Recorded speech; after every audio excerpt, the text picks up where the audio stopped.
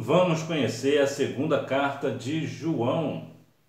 Nesta aula você pode cantar os hinos 322, 259 ou 505. Vamos descobrir. Nesta lição seremos estimulados a ser pessoas que amam verdadeiramente a Deus e ao próximo. Também seremos desafiados a rejeitar e a resistir a todos os ensinos de falsos mestres, seguindo fielmente os ensinos de Jesus. Como conhecer ou reconhecer uma nota falsa? Simples, conhecendo a verdadeira. Quando você conhece uma nota verdadeira e sabe todos os pontos de uma nota verdadeira, ninguém conseguirá enganar você. Você saberá quando uma nota é falsa, porque assim que você pegar a nota, você observará imediatamente que aquela nota não é verdadeira. E como você sabe que ela é verdadeira? Mais uma vez, porque você conhece a verdadeira. Assim também é a nossa vida cristã. Quando um falso mestre ensina algo errado, nós sabemos e reconhecemos que aquilo está errado porque nós conhecemos a verdade. Nós conhecemos a mensagem verdadeira do Evangelho.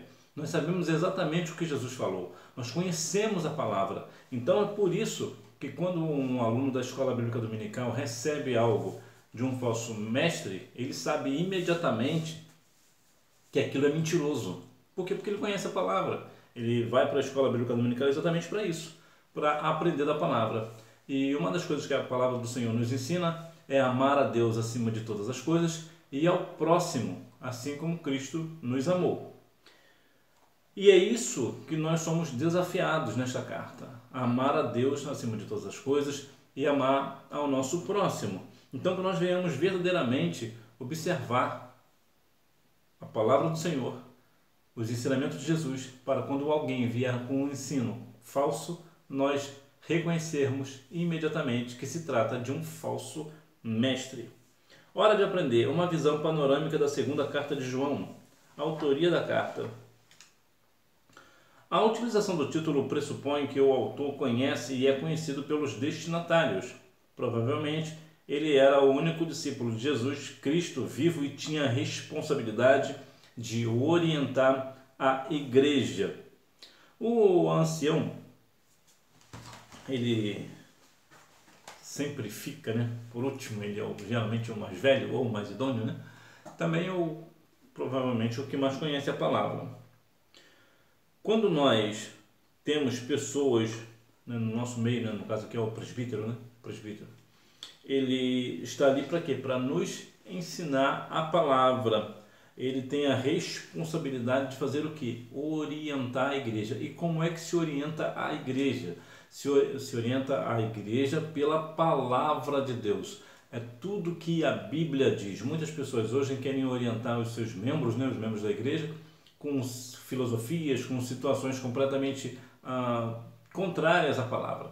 Mas a igreja do Senhor, ela é orientada pela palavra de Deus. Jesus é o nosso bom pastor, ele é o nosso sumo pastor. Então, como ele é o nosso pastor, é as palavras de Jesus que nós temos como verdade e nós somos orientados por essa verdade. Jesus disse que as minhas ovelhas ouvem a minha voz. Então, que nós venhamos a cada dia mais reconhecer a voz do nosso Senhor e, claro, entendermos que o presbítero ele está ali para nos orientar dentro da palavra da verdade. Os destinatários. No entanto, a expressão querida senhora não se refere a uma mulher, mas a uma igreja, e seus filhos são os membros individuais desta igreja local. É interessante a questão da linguagem, da forma de linguagem, porque aqui esse querida senhora não se trata necessariamente de uma senhora no sentido literal, significa uma igreja. Isso é importante, que muitas vezes nós vemos expressões na Bíblia que são apenas figuras de linguagem.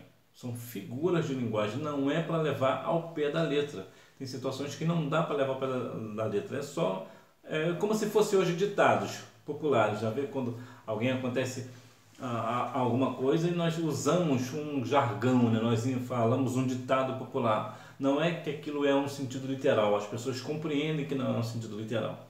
Então, no sentido bíblico, também tem a mesma coisa, mas claro, como nós não somos do tempo, da época, então muitas vezes nós não compreendemos que aquilo é apenas uma forma de linguagem, é só uma figura de linguagem. Então nós devemos ter isso em mente aqui, está aqui uma figura de linguagem, sim senhora, essa senhora aqui no caso é destinado à igreja e não a uma pessoa, né? A uma senhora propriamente dita. Então que nós venhamos assim continuar compreendendo, né? Observar as questões históricas da Bíblia. Quando for ler a palavra do Senhor, observa bem as figuras de linguagem, a forma com que foi escrita, para quem foi escrito, quem escreveu, qual era a intenção do autor, para que assim você não venha pegar uma linguagem, né, uma figura de linguagem e usar no sentido literal da palavra, para que não haja assim alguma questão que traga algum mal entendido. O propósito da carta. Possivelmente essa carta foi escrita em um contexto histórico muito parecido com a da primeira. Seus destinatários estavam sendo influenciados pelos mestres gnósticos itinerantes. Por isso, o apóstolo está alertando-os a manterem-se fiéis. Nós devemos, cada dia mais, estarmos fiéis à palavra do Senhor, ao propósito das coisas que são orientadas a nós, né? Que os ensinamentos que nos são dados, né? O propósito da carta, né? Necessariamente, que nós devemos compreender. Então vejamos aqui que aqui existia uma influência pelos mestres gnósticos. E o que é essa questão do gnóstico? Eu separei aqui para você. Gnosticismo pregava que o mundo havia sido criado por uma divindade imperfeita e que por isso a vida na Terra era apenas uma forma maléfica usada para aprisionar o espírito humano e que o bem só seria alcançável em um nível espiritual. Então veja que aqui essa questão gnóstica mostra que o mundo foi criado por um Deus imperfeito, o que não é o caso. Nós sabemos que o nosso Deus é um Deus perfeito. Então isso aqui é uma das questões do propósito da carta, combater esses ensinamentos do gnosticismo, né? As pessoas gnósticas. A igreja e sua relação com a verdade e o amor. Vivemos em um tempo em que a verdade é vista como transitória e relativa, como parte da sociedade. Porém, a Bíblia nos diz que a verdade não é um conceito abstrato, mas uma pessoa divina. Jesus Cristo é a verdade. A questão da verdade, hoje cada um tem a sua verdade, como as pessoas dizem, o que não é verdade. É uma verdade que não é verdade. Por que não? Porque não dá para dizer que algo é certo para mim e é errado para você ou vice-versa. Se está errado para mim, também está errado para você. Se está certo para mim, também está certo para você. São diferentes coisas de questões de opiniões. Opiniões são diferentes. Mas vou te dar um exemplo aqui de opinião. Por exemplo, eu posso gostar muito de uma cor e você gostar de uma outra cor. Você não está errado e eu também não. Eu tenho a minha verdade e você tem a sua verdade. Isso aqui é possível porque isso aqui não é uma questão moral. Gostar de uma cor específica não é uma questão moral. Mas a verdade, quando estamos estipulando que tudo é uma questão de cada um tem a sua verdade, significa dizer que não existe uma verdade absoluta, que tudo é possível. Vou te dar um exemplo prático. Se alguém acha que roubar é certo, então é certo, porque essa é a verdade dele. Então eu que acho o roubo errado, eu não posso contrariar ele, eu não posso ir contra ele, porque roubar está certo para a verdade dele. Então, quando isso acontece, não existe um julgamento. Então eu tenho uma verdade, que roubar é errado, mas para ele roubar é certo. Então ele está certo e eu também estou certo, porque eu tenho a minha verdade e ele também tem a verdade dele. E como é que fica a Bíblia? Que a Bíblia diz não furtarás. Então, e aí, como é que fica? Então sim, nós temos a verdade, ela tem que ser absoluta, precisa ter uma verdade absoluta. E aqui no nosso caso, Jesus é a verdade, Jesus é a nossa verdade. A Bíblia é a nossa verdade. Ainda que algumas pessoas queiram reescrever a Bíblia, atualizar a Bíblia, fazer o que quiserem. Então é engraçado que ninguém fala do Alcorão, por exemplo, né? Ninguém quer atualizar o Alcorão, mas querem atualizar a Bíblia. Por quê? Porque a Bíblia é a palavra do Senhor, é ela que transforma, é ela que confronta o ser humano à mudança. E ninguém quer esse tipo de mudança, ninguém quer um livro que fala para essa pessoa que ela está errada. E é isso que a Bíblia diz. Toda vez que nós abrimos a Bíblia, nós vamos ver que nós somos pecadores, que nós estamos falhando em alguma coisa. A Bíblia sempre nos confronta. Então, não é todo mundo que quer ser confrontado. Então, quando nós somos confrontados com a palavra, nós fazemos esforço para mudar o nosso comportamento diante da verdade bíblica, o Senhor, Ele está no nosso coração. Ele vê a nossa sinceridade, Ele nos ajuda. Então, a verdade, ela não é relativa, a verdade, ela é absoluta. Existe uma verdade e existe uma mentira. Por exemplo, Jesus é a verdade, João 14,6, e o diabo é um pai da mentira, João 8,44. Então, existe aqui uma verdade e uma mentira. Como lidar atualmente com os falsos mestres? Não devemos subestimar os falsos mestres, pois são muitos e estão se movimentando com o propósito de enganar. Quando você está brigando, lutando com uma pessoa só, não é muito difícil de vencer. Mas se está todo mundo contra você, aí torna-se mais complicado, né? Mais difícil. E é exatamente aqui, nós não devemos subestimar os falsos mestres. Por quê? Porque eles são muitos. E é bom você ficar bem alerta, porque talvez é possível que esteja tendo um na sua igreja. Então você precisa ficar bem alerta aos ensinamentos das pessoas, pelo que elas ensinam na sua igreja, porque pode ser, não estou dizendo que tenha, mas é possível que tenha. Às vezes você pode estar na sua igreja e alguém falar algo que não é verdade. Então você precisa conhecer a palavra do Senhor, né? Como você é aluno da Escola Bíblica Dominical, então você certamente não será enganado. Mas nós não devemos subestimar a força que tem um falso mestre, né? Nós não devemos ter isso. Até porque eles estão, por exemplo, no modo direto em rede social, né, em televisão, eles estão sempre ensinando um monte de heresias, né? Nas universidades, então, meu pai é terra do céu. Eu li recentemente um artigo dizendo que um jovem cristão, quando entra na faculdade, em 1 ano e 6 meses, ele pode ter sido completamente contaminado com as questões das universidades, ou seja, ser completamente contrário à palavra do Senhor. Agora imagina, um cristão que conhece a palavra, com 1 ano e 6 meses ele consegue, né, as pessoas conseguem, né, o sistema da universidade consegue tirar ele do foco, né, consegue acabar com a mente dele no sentido cristão, né, ele consegue ter valores invertidos. Só para você ter uma ideia da força da universidade. Eles também aparecem também em algumas igrejas. Então nós precisamos ter muito cuidado com essa questão dos falsos mestres, não subestime eles. Não devemos dar ouvidos a eles, para não perdermos a nossa recompensa em Cristo. Foi exatamente sobre a questão da universidade. Quando um cristão ele entra na universidade e ele com 1 ano e 6 meses, ele dando ouvidos aos falsos mestres, aqui no sentido literal, né, falsos professores, né, que ensinam a matéria corretamente, né, mas a questão cristã é completamente deturpada. Então ele consegue enganar este jovem.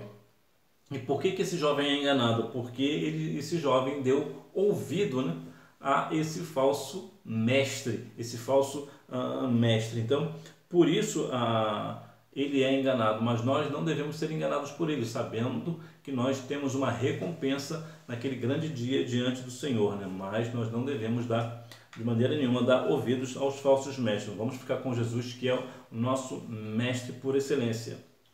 Não devemos ultrapassar os limites da doutrina. O que é isso? É criar uma doutrina nova bíblica, por exemplo. Algumas pessoas hoje criam até aquela questão do dízimo, por exemplo, que agora tem que dar 30%, né? Que é 10% ao Pai, 10% ao Filho, 10% ao Espírito Santo. O que é isso? É uma nova doutrina. No caso, nós não devemos ultrapassar os limites da doutrina. A questão bíblica não fala sobre 10% de dízimo. Por que agora a gente vai inventar 30%? Existe outro ponto aqui, que é o seguinte: quando uma pessoa que tem o seu trabalho e por um propósito para o Senhor diretamente, Se ele quiser aumentar o valor do dízimo dele de 10% para 30%, por exemplo, ele pode fazer, né? Há uma história que conta que um empresário, ele começou a dar 90% de dízimo e comprou a empresa concorrente dele. Deus fez expandir o negócio. Eu não tenho base para dizer que isso realmente é 100% verídico a história, mas isso traz para nós um interesse, algo interessante. Por quê? Porque isso é um propósito da pessoa para com Deus. Senhor, eu recebo um valor X, mas eu não vou dar 10%, eu vou dar 15%, eu vou dar 20% para o Senhor, eu vou dar 30% ao Senhor, eu vou dar 50% ao Senhor. Tudo bem, é louvável da parte desse pessoa, porque ele tem gratidão ao Senhor, porque o dízimo, devolver o dízimo é um sinal de gratidão ao Senhor. Agora, quando um líder lhe fala que a pessoa tem obrigação de dar 30%, 10% ao pai, 10% ao filho e 10% ao Espírito Santo, isso é uma heresia. Por quê? Porque está passando, está ultrapassando o limite da doutrina, né? Está criando uma doutrina nova. Então, isso também é um outro ponto para nós lidarmos atualmente com os falsos mestres. Não devemos acolhê-los em nossa casa. Embora a questão da hospitalidade seja uma das coisas que Jesus nos ensinou a fazer, mas no sentido do falso mestre, não. O falso mestre ele quer entrar na sua casa, quer pousar na sua casa? Não. Ele é um falso mestre, você sabe que ele é um falso mestre, não o receba em casa. Diferente de Eliseu.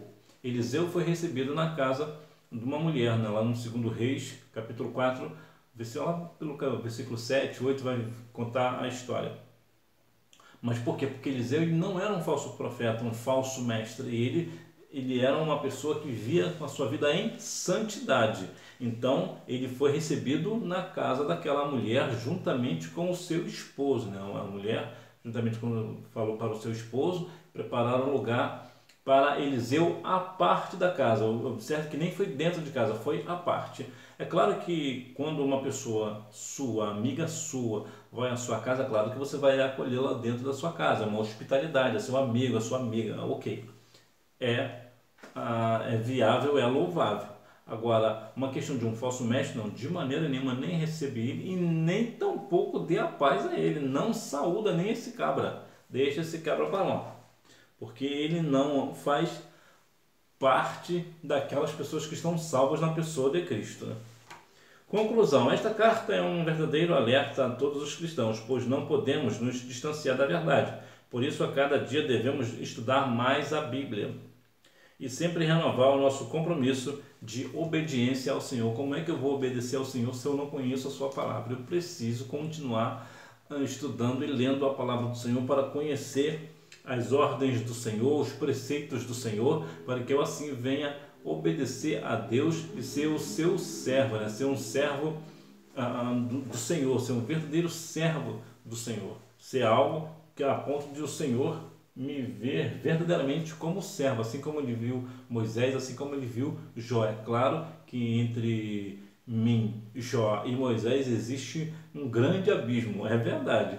As vidas são completamente distintas, são diferentes, mas eu digo aqui na questão da essência da santidade, na essência de ser servo do Senhor, na ideia de compreender as vontades do Senhor. É claro que na perspectiva de Jó, por exemplo, que foi a segunda pessoa que mais sofreu na Bíblia, Jó só perde para Jesus em questão de sofrimento.